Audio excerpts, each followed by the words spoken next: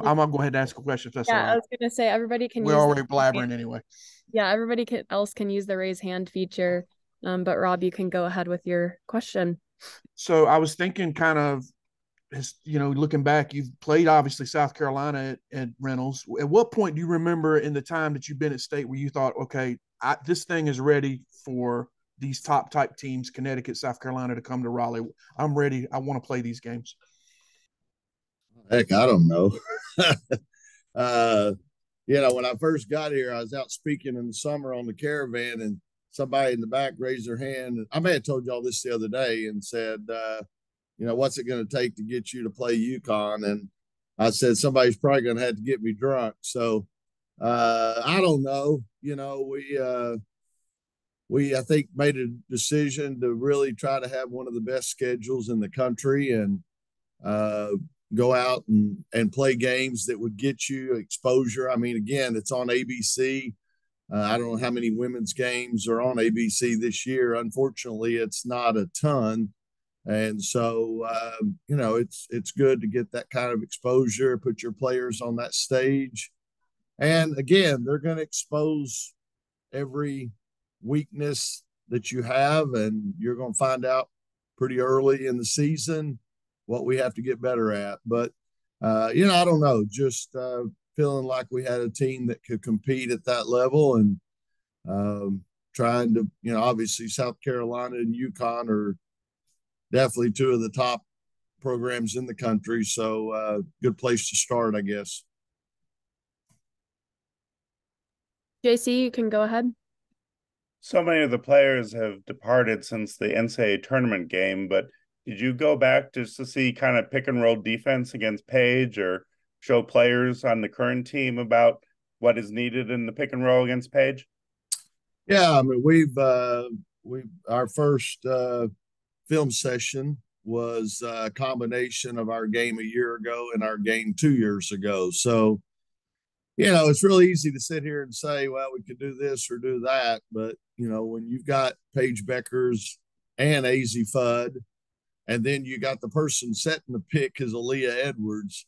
I don't know if y'all have seen it, but I just saw something today, top 25 players in the country. But anyway, those three are top 15 in the country. So, again, you pick your poison. If you get up there and really get aggressive with her, now you're letting Aaliyah Edwards roll to the bucket, and Aaliyah Edwards leads them in scoring right now.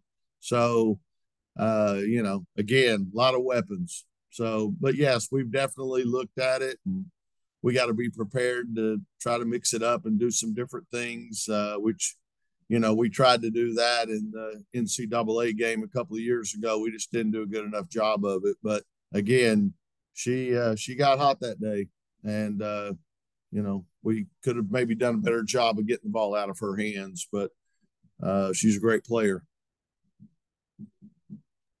Brian?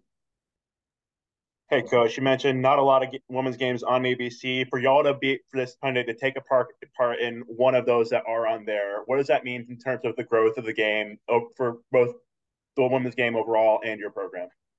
Yeah, a year ago we our game with Louisville was chosen and on ABC. So this back-to-back years we've had a good game like that to be featured, and but definitely says a lot about our program, what those kids that have been here in the past have done to promote it, and then the game itself, like you said, the numbers for the Final Four this past year were, I think, 10 million viewers, and it's just an exciting time, obviously, for our sport. And now I think our contract is coming up. I think it's going to be a great time to maybe even get more exposure and maybe a better package, bigger package for TV games. So it's a great time, obviously, and we're thankful to all those people that blazed the trail ahead of us. And always go back. I was here with Kay Yao, and then I was around Pat Summitt a lot early in my career. So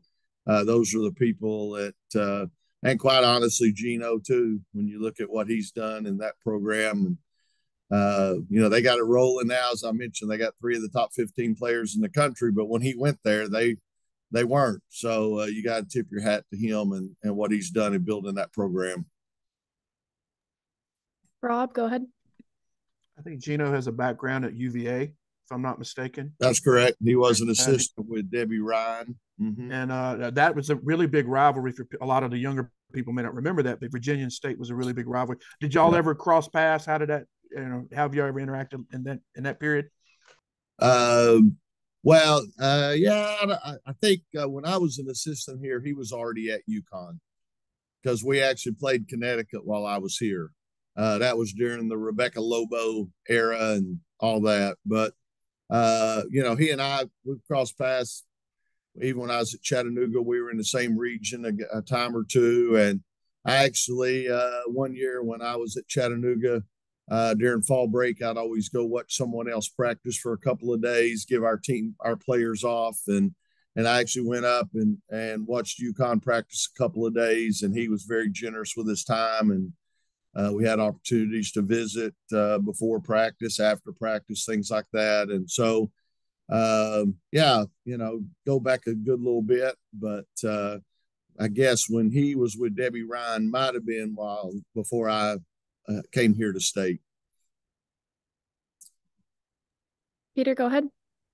Yeah, Wes, the other day, the players, Mimi and Isaiah, were talking about looking forward to this game. Can you give us a feel for your team? What are they feeling, looking like? What vibe are you getting from them for this game? Excitement. Our practices the last 2 days have been really upbeat, and they, again, got a lot of respect for UConn and what they've done. I hadn't even sat down and thought about it. I don't think we had, but maybe, I don't know. Isaiah may be the only player that was here when we played them. I'm not sure, but so it's not like there's a whole lot of carryover from that standpoint, but just, it's UConn, the respect you have for their program. And yet our players, they're excited, they're confident, and they should be. I mean, it's a great opportunity is what I told them. And it's early in the year. Either way is not going to make or break your season. So you got to build on it from there, but it'll be fun. This is what the players want to play in. They want to play in games like that. So they're excited though, and got a lot of energy. Thanks. JC, go ahead. To see James go off like she did in the first quarter, did you joke with her at all? Be like, save some for UConn? No, at the end of I told somebody the other day, at the end of the first quarter, I was thinking about making reservations for our team at the Final Four. And then after the second quarter, I was thinking about making reservations for my retirement party. So, that's just the way it goes. I mean, we had all the momentum. We're hitting everything in the first quarter. In the second quarter, we couldn't buy a bucket. So, we're going to have moments like that. We got a lot of young players that are going to have to contribute and help us. And this is going to be good for them too. And, I mean, it was good. Get off to a great start. That first quarter was impressive, but Isaiah obviously was a big part of that. But really everybody, like I said, Mimi was hitting shots, and, defensively, I was real pleased with our effort. I thought we played with urgency on the defensive end of the floor, which was a good thing in that second quarter. When we couldn't score, at least we did a pretty good job defensively of keeping them about the same spot. So, but yeah, I mean, it's, it was great to see. I mean, that's good for Isaiah. Hopefully that does give her some confidence going into this next game. Rob, go ahead. You play these games, and to be fair, I mean, Louisville and Notre Dame, they're pretty big too. And, do you ever sometimes maybe get reflective and think, wow, the renovation of this, the playing these big games, this is what I wanted. This is for K-Yow. This is for a lot of people. Do you ever get reflective and think, I'm sure that's kind of heavy at sometimes. Yeah. I mean, I've got a picture at home from the first time we beat Notre Dame. Maya Spencer and Dominique Wilson are in that picture, and great memories of that game because at the time Notre Dame was dominating the ACC and winning it. It seemed like every year. And you do a little bit. When you get my age, you got to reflect a little bit, right? But at the same time, you got to wake up in a hurry and move on to the next one. So just when you start feeling pretty good is when you're going to get knocked on your butt. So at the same time, it's scary going into games like this because, you know, if you don't show up early in the game, whatever, you know, they can expose you. So you go into these games excited, but also knowing that you're going to have to play really well. JC, go ahead. Piggybacking off of two of Rob's questions, when you play teams like UConn and South Carolina, and now that you can talk about your class of 2024, do you see that pay off in any ways in recruiting the last 2 years, knowing that they have big games to look forward to when they come to NC State? No doubt, it's part of the factoring into your schedule. Again, a lot of these players that we're recruiting right now saw our game with UConn, the double overtime game to go to the Final Four or whatever, and so you know they definitely remember those moments and hopefully see themselves playing for NC State in those situations. But yeah, I mean, we're definitely it's a big factor in these kids, these recruits. They want to play against the best and they want to play on a big stage, and so we're trying to show them we're going to put you in that situation. Rob, go ahead. So, Wes, for this version of UConn, are they schematically similar to the other Geno teams over the years? Just if you can, just maybe, especially for some of the layman's who are not well versed on UConn's history, just sort of describe how they approach things offensively and defensively, and does this version mesh with the other ones? Yeah, I think so. I mean, again, right now they have Paige Beckers and AZ Fudd both healthy, and when you put them together, that's an unbelievable duo. Like I said, and then throw Edwards in there, 3 of the top 15 players in the country in college basketball. So that's pretty rare.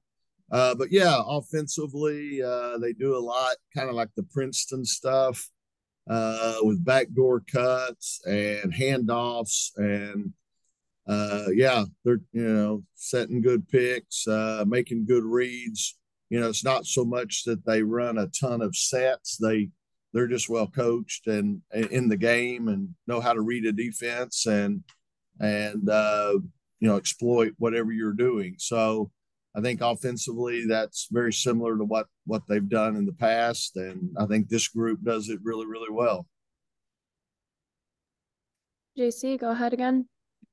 Do you ever joke with Fudd at any point, recruiting process, USA basketball, whatever, about her mom and how she played at NC State and the what ifs? Like, you ever joke with her or have talked to mom who might be in the building? Yeah, the mom.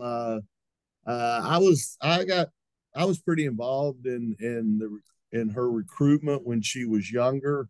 Her mom, I'm talking about. Yeah. And then when it came up about time for her to make a decision, maybe heading the summer before her senior year, is when I left to be a head coach at Francis Marion. Actually, we talked a couple of times after that, and I encouraged her. I felt like it was still a great decision to go to NC State. And, things didn't work out. She had a great freshman year, but for whatever reason, she, maybe homesickness, whatever, because she did go back to the DC area to play the rest of her career. But, her mom was a great shooter, a great scorer. And AZ's a lot like AZ's one of the best shooters I've seen. I mean, obviously with USA basketball, I was around her quite a bit when she was in Colorado, and just like I said, great catch and shoot, or off the dribble for that matter. But haven't really talked a whole lot about her and her mom. I'm sure we did definitely try to recruit her when she was young, and would bring that up, and they came here unofficially and things like that. But yeah, never was quite enough to get her this way. Does anybody else have anything for Coach Moore? All right. Looks like we're good. Thanks again, Coach. We really appreciate it. I will add one more. Y'all are asking, do you ever reflect and get all warm and fuzzy feeling? The first year we got Reynolds renovated. We went down, won a big road game, and got back. It's midnight, and back then we were wearing a suit and everything before COVID. And so I started to walk back up when we got here back to campus. I started to walk back up to my office and go around the court. But I thought, you know what? It's a big win tonight, big ACC road win. I'm going to walk through Reynolds and just, soak it all in.